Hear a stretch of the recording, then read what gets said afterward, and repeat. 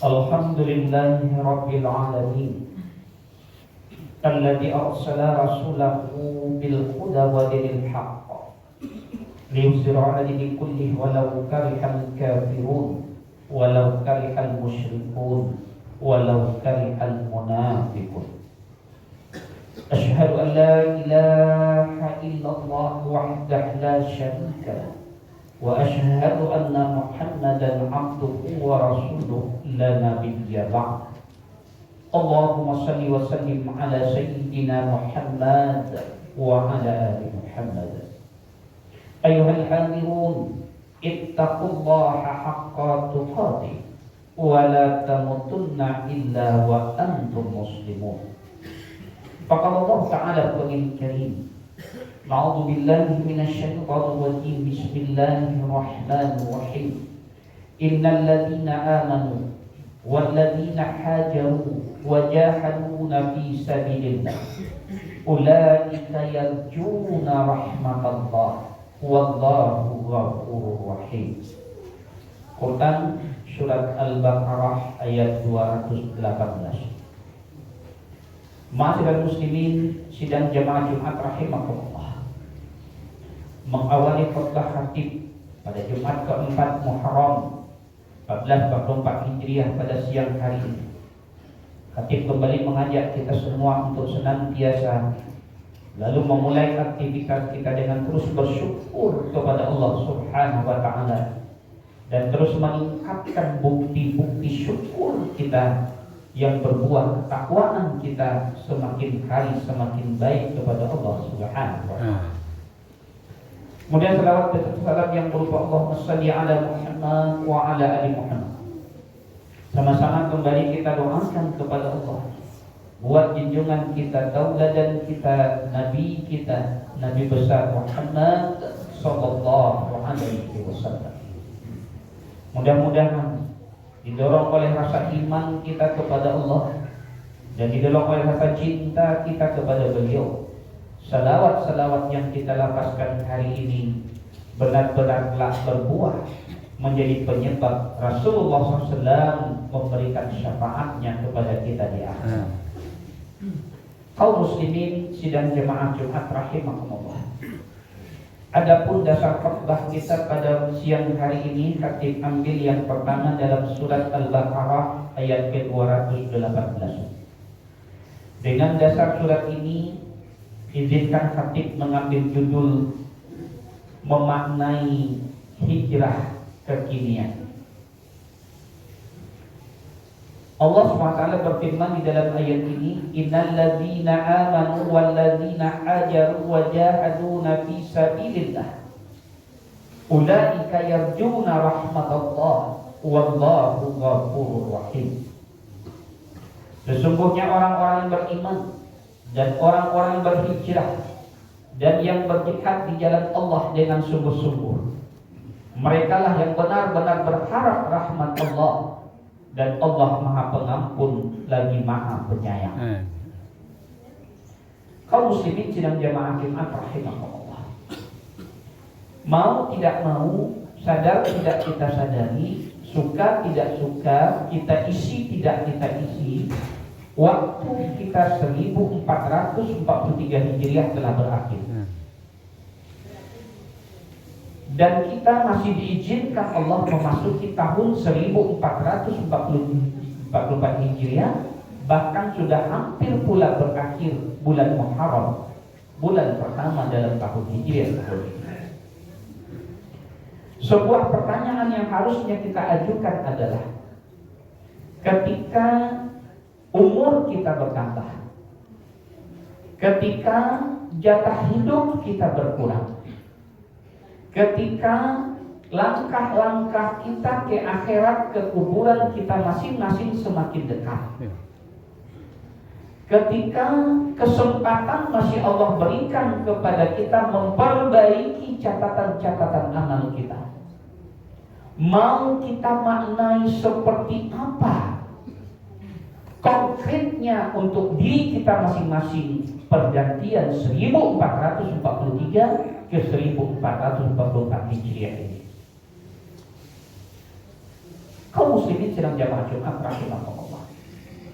Umar bin Khattab radhiyallahu anhu ketika beliau jadi khalifah umat Islam, sebuah kalimat bijaknya memberi nasihat hari ini pun sangat update untuk terus kita jadikan bahan acuan kita untuk merenung. Apa kalimat Umar itu? Hasibu anfusakum qabla an tuhasabu wazanuha qabla an tuzanu wa tahiyya ulil arasil akbar. Hitung-hitunglah dirimu sebelum kamu dihitung. Timbang-timbanglah dirimu sebelum kamu ditimbang. Dan bersiaplah kamu menghadapi sebuah peristiwa besar. Ulama memaknai kata watahiyya ulil arasil akbar dalam nasihat Umar bin Khattab radhiyallahu anhu ini ada dua hal. Yang pertama, kematian yang pasti terjadi terhadap semua kita. Dia sifatnya pasti tapi bersifat baik. Kapan, di mana, sedang apa, di usia berapa, dengan penyebab apa, tidak ada satupun kita yang mengetahui. Yang ketiga, tidak ada negosiasi ketika dia datang. Dimundurkan sedetik tidak bisa, dipercepat sedetik pun tidak bisa. Karena Allah SWT telah berfirman, wa idza sa'ala ajaluhum la yastakhiruna as-sa'a wa la yastaqdimun. Kalau sudah datang ajal kalian, kata Allah, tidak ada satupun yang bisa mempercepatnya sedetik atau juga memperlambatnya sedetik pun. Kaum muslimin sedang jamaah Jumat rahimahullah. Yang kedua, peristiwa besar yang dimaksud oleh umat dalam pesannya ini menurut ulama adalah nanti setiap kita akan dihadapkan ke mahkamah Allah dan pasti mempertanggungjawabkan serta menerima balasan setiap apa yang kita kerjakan di dunia. Tidak ada satupun yang tersembunyi dan tidak ada satupun yang tidak dibalas oleh Allah Subhanahu wa taala apapun yang kita lakukan. Maka kaum muslimin tidak jamaah Jumat rahimahumullah, ketika kita memaknai pesan Umar ini, salah satu sikap muslim ideal harusnya ketika waktunya terus berjalan, ketika tahun berganti dengan tahun yang baru, dan kita diinginkan oleh Allah kalau ingin beruntung harus meningkat, harus lebih baik hari ini pada hari kemarin, maka salah satu yang mestinya telah kita lakukan ketika tahun kemarin berganti adalah bermuhasabah. Berhenti kita sejenak melihat kelemahan orang lain, melihat kekurangan orang lain, melihat kesalahan orang lain, tutup mata zahir kita dan buka mata batin kita, sorot ke dalam tentang plus minusnya kita 1443 Hijriah dan mau seperti apa kita di tahun 1444 Hijriah. Pertanyaannya kaum muslimin sedang jamaah Jumat, siapa kita yang sudah sejenak bermuhasabah mengganti tahun ini, mencoba jujur bermuhasabah untuk diri kita, dan kita berhasil menemukan apa yang telah baik kita lakukan 1443 dan mau kita tingkatkan berapa persen tahun ini. Kemudian kita juga berhasil menemukan dengan jujur apa yang masih menjadi catatan kelemahan kita. Dalam konteks ukurannya, apa yang diperintah oleh Allah belum kita kerjakan, apa yang dilarang oleh Allah masih kita kerjakan, sehingga dua-duanya jadi dosa. Berhasil kita temukan, gak usah banyak-banyak kaum muslimin. Coba temukan 5 keunggulan yang sudah berhasil kita bangun selama 1443. Contoh, alhamdulillah tahun 1443 Hijriah salat saya sudah rutin, tapi belum semuanya berjamaah ke masjid. Maka apa rencana kita tahun ini? Salah satu bentuk keinginan kita meningkat dari tahun kemarin dalam bab salat, tentu rencana kita paling tidak meningkatkan secara kuantitatif berapa kali kita rata-rata setiap hari bisa berjamaah ke masjid. Kalau tahun kemarin baru bisa 2 kali dari 5 kali sehari semalam yang wajib, apalagi kita laki-laki tidak boleh ada alasan untuk tidak ke masjid. Bisa nggak tahun ini kita berani membuat target meningkat? Tahun kemarin katakan 2 dari 5, tahun ini rata-rata minimal 3 dari 5 saya berjamaah ke masjid. Alhamdulillah kita temukan tahun kemarin setiap Jumat kita sudah berinfak setiap salat Jumat. Berapa rupiah rata-ratanya? Maka beranikah kita membuat rencana tahun ini, target tahun ini, saya harus meningkatkan infak sedekah saya naik sekian persen dari tahun sebelumnya. Sehingga kita berani mengatakan tahun ini dalam bab itu kita bisa lebih baik daripada tahun sebelumnya. Ini satu. Tidak usah banyak-banyak kaum muslimin, cukup temukan 5 hal positif yang sudah rutin kita lakukan dan itu kebaikan. Nah, berapa persen mau kita tingkatkan tahun ini kebaikan itu? Yang kedua, coba temukan juga 5 hal mendasar kelemahan kita yang kita tahu itu sebuah kesalahan, tapi masih susah kita meninggalkannya. Coba tahun ini jadi target kita harus zero hal-hal seperti itu. Contoh sederhana, kaum muslimin dan jamaah Jumat rahimakumullah. Kita tahu dalam Islam itu orang Islam tidak boleh bohong. Apapun alasannya, tidak ada satupun hadis yang membolehkan kita bohong dan Rasulullah mencontohkan boleh berbohong. Jangankan menutupi kesalahan kita dengan bohong, bercanda pun kita tidak boleh bohong, dan jangankan dengan manusia, dengan makhluk selain manusia, binatang pun kita tidak boleh bohong. Contoh bohong kepada ayam, jauh dia seinduk di ujung jalan kita panggil dengan kalimat kemudian dia lari mendekati kita dan di tangan kita tidak ada makanan yang mau diberikan dan kita tidak berniat memberikan makan, maka itu bohong. Atau kita panggil kucing dengan bahasanya kucing. Terjemahan kucing itu adalah himbauan memberi makan. Begitu dia lari ke kita, tidak kita beri makan dan tidak berniat memberi makan, tidak ada makanan yang mau diberikan, berarti kita bohong. Rasulullah mengatakan dalam hadisnya, orang beriman itu boleh salah. Makanya ada pintu taubat kepada Allah dan ada pintu maaf untuk sesama. Tapi orang beriman tidak boleh bohong. Karena bohong itu bukan lagi tanda-tanda orang beriman, tapi tanda-tanda orang munafik. Makanya hadis mengatakan ciri orang munafik itu berkata bohong, berjanji mungkir, dipercaya khianat, kalau lomba curang, itu tanda orang munafik. Maka bisakah kita bermuhasabah sejenak? Dalam bab-bab bohong ini masih hal yang terbiasa, seolah merasa tidak bersalah walaupun hanya sekedar bercanda menjawab pertanyaan teman.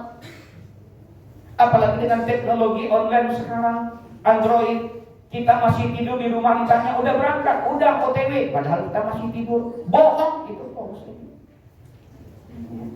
Apalagi terang-terang kita salah, kita tutupi kesalahan kita dengan bohong. Sudah berangkat, sudah Pak, padahal kita belum berangkat.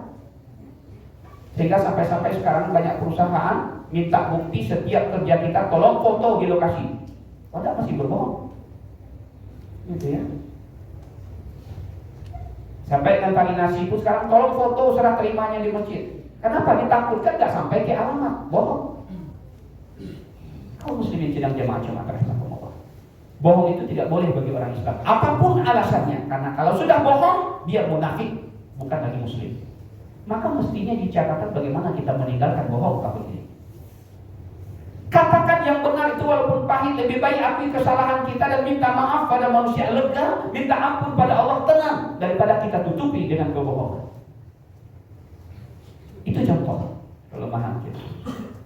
Atau maaf kaum muslimin sidang jamaah Jumat bagi yang laki-laki yang sampai hari ini masih rutin merokok. Apa alasan kita coba mengatakan rokok itu baik? Sudahlah yang kita hisap racun, perilakunya mubazir, zalim kepada orang sekitar, maka fatwa Majelis Tinggi Ulama Islam Internasional tahun 1967 di Kota Mekah sudah memutuskan hukumnya haram. Dan fatwa ulama Sumatera Barat 2011 di Diniyah Padang Panjang berkumpul semua ulama kita kembali menguatkan hukumnya haram. Maka mengapa itu tidak kita jadikan target islah, perbaikan kita, hijrah kita tahun ini saya berhenti merokok. Ini contoh sederhana, kaum muslimin. Kenapa tidak kita tabung untuk berangkat umrah? Kenapa tidak kita gunakan untuk hal yang lebih baik, kesehatan? Kenapa tidak jadikan untuk sedekah dan lebih banyak? Sudah jelas mubazir, sudah jelas menghisap racun dan saudaranya. Nah, kaum muslimin sedang jemaah Jumat rahimahumullah.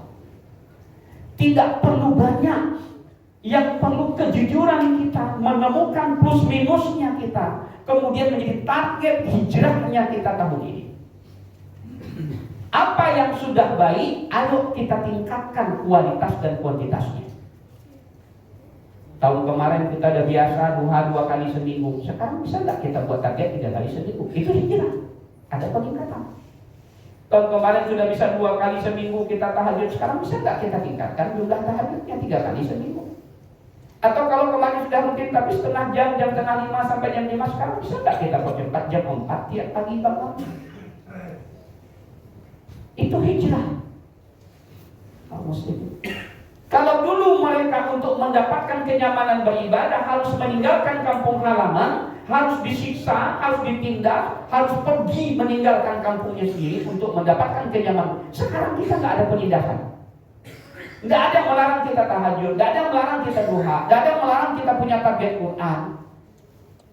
Tapi apakah kita sudah memanfaatkan kenyamanan ini benar-benar untuk maksimal menambah amal soleh dan memperbaiki kuantitatif dan kualitatif amal kita, sehingga semakin dekat ke kuburan kita semakin baik kualitas dan kuantitas ketaatan kita. Karena memang Allah minta kita dalam sebuah ayat, wala tamutunna illa wa antum muslimun. Maka cobalah kaum muslimin kita bertanya, jangan lihat lagi kelemahan orang lain, jangan lihat lagi kesalahan orang lain, berhenti kita sejenak. Coba kita temukan apa yang sudah baik dan mau seperti apa saya meningkatkannya tahun ini. Dan apa yang masih salah, masih dilarang saya kerjakan, yang diperintah masih saya abaikan. Ayo kita mulai memperbaiki tahun ini. Cukup ambil 5 yang positif, ambil 5 yang negatif, yang paling berbahaya buat diri kita yang harusnya kita tinggalkan. Belajar kita memperbaikinya sedikit demi sedikit, sehingga kita tidak perlu lagi hijrah tempat, tapi hijrah maknawi, melakukan perbaikan yang baik bagaimana kualitas dan kuantitasnya lebih banyak, yang salah bagaimana kualitas dan kuantitasnya kita kurangi dan perlahan bisa kita tinggalkan dan kita hilangkan dalam kebiasaan kita. Alhamdulillahirabbil alamin. Alladzi nahmaduhu wa nasta'inu billahi min syururi anfusina wa min sayyiati a'malina. May yahdihillahu fala mudilla lahu wa fala hadiya lahu. Asyhadu an la ilaha illallah wahdahu la syarika lahu wa asyhadu anna Muhammadan 'abduhu wa rasuluhu la nabiyya ba'dahu. Allahumma salli wa sallim ala sayyidina Muhammad wa ala ali Muhammad. Ayyuhal hadirun, ittaqullaha haqqa tuqatih, ittaqullaha haqqa tuqatih, ittaqullaha haqqa tuqatih, wa la tamutunna illa wa antum muslimun. Faqala Allah ta'ala al-Qur'anul Karim, a'udzu billahi minasy syaithanir rajim. Bismillahirrahmanirrahim. Wal 'asr innal insana lafi khusrin illa alladzina amanu wa 'amilus shalihat wa tawassaw bil haqq وتواصوا بالصبر. إن الله وملائكته يصلون على النبي يا أيها الذين آمنوا صلوا عليه وسلموا تسليما. اللهم صل على محمد وعلى آل محمد كما صليت على إبراهيم وعلى آل إبراهيم وبارك على محمد وعلى آل محمد كما باركت على إبراهيم وعلى آل إبراهيم في العالمين إنك حميد مجيد. اللهم اغفر للمسلمين والمسلمات والمؤمنين والمؤمنات الأحياء منهم والأموات ويا قاضي الحاجات برحمتك يا أرحم الراحمين. ربنا ظلمنا أنفسنا وإن لم تغفر لنا وترحمنا لنكونن من الخاسرين. ربنا لا تزغ قلوبنا بعد إذ هديتنا وهب لنا من لدنك رحمة إنك أنت الوهاب. ربنا آتنا في الدنيا حسنة وفي الآخرة حسنة وقنا عذاب النار والحمد لله رب العالمين.